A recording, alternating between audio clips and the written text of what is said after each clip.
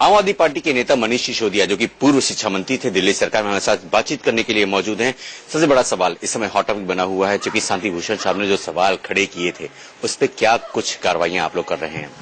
देखिए, दिल्ली में तो अब जनता कार्रवाई करेगी। दो आइडियोलॉजी चल रही हैं। एक तरफ एक आइडियोलॉजी कह रही है कि महिलाओं को 4 बच्चे पैदा करने चाहिए, लड़कियों को जींस नहीं पहननी चाहिए, महंगाई कोई बहुत बड़ा इशू नहीं है, करप्शन स्टेटहुड इशू नहीं है, ये सारे उसके लिए इशूज ही नहीं है।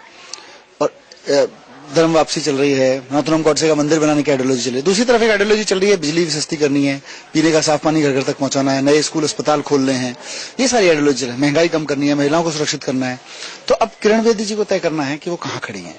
वो इंडिविजुअली अच्छी हो सकती हैं, वो शांति भूषण जी को अच्छी लग सकती हैं, पर किरण बेदी जी को तय करना है कि उन्होंने तय कर लिया कि वो कहाँ खड़ी हैं, तो अब उनकी मर्जी है।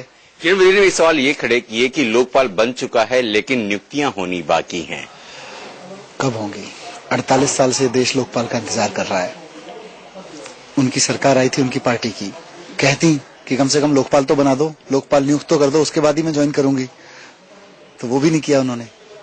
यानी सवाल खड़े हो रहे हैं अभी भी। क्या लग रहा है किरण बेदी क्या नहीं? सवाल तो है ही कि जो किरण बेदी जी कल तक ये कहती थी कि भारतीय जनता पार्टी और कांग्रेस दोनों ब्लैक मनी से चलते हैं, अपने फंड्स में ट्रांसपेरेंसी नहीं रखते, इनको वोट देना गद्दारी है।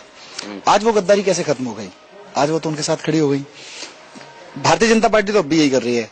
आज भी 80% फंडिंग उसकी ब्लैक मनी से होती है। जो पार्टी ब्लैक मनी से फंडिंग से चलती है, वो पार्टी भला ब्लैक मनी के खिलाफ कैसे काम करेगी और ब्लैक मनी वालों के खिलाफ कैसे काम करेगी? तो आज किरण बेदी जी कैसे चली गई वहां, अब उनको तय करना है जी। चलिए आपकी विधानसभा की बात कर लेते हैं। यहाँ पर आपके पुराने सहयोगी, जो कि पहले लक्ष्मीनगर से एक वालिया को रहा था, अब आपके सामने खड़े हो रहे हैं। किस तरह से देख रहे हैं आप उनको, बेन्नी को? देखिए, यहाँ तो चुनाव मुझे भारतीय जनता पार्टी की पॉलिसी से लड़ना था और कांग्रेस की पॉलिसी से लड़ना था। दोनों की पॉलिसी एक जैसी है। पिछली बार पटपड़गंज की जनता ने मेरा साथ दिया था कि हम इस पॉलिसी में आपके साथ हैं। इस बार भी वो देने वाली है, किसी को लड़ाओ, उससे क्या फर्क पड़ता है। भरोसा है मनीष भाई को अपनी पटपड़गंज विधानसभा को लेकर, या फिर दिल्ली में, क्योंकि कहने की जिम्मेदारी दिल्ली की भी है? 100% पटपड़गंज के लोग मेरा साथ दे रहे हैं और 100% इस बार आम आदमी पार्टी की पूर्ण बहुमत की सरकार बनने वाली है। तो साफ तौर पर है मनीष भाई का यही कहना है कि 100% दिल्ली की जनता उनका साथ दे रही है और दिल्ली में आम आदमी पार्टी की सरकार बन रही है। लेकिन वही किरण बेदी पे तमाम सवाल खड़े कर दिए हैं। कैमरामैन मोहम्मद गुलशन के साथ अजीत श्रीवास्तव, इंडिया न्यूज, दिल्ली।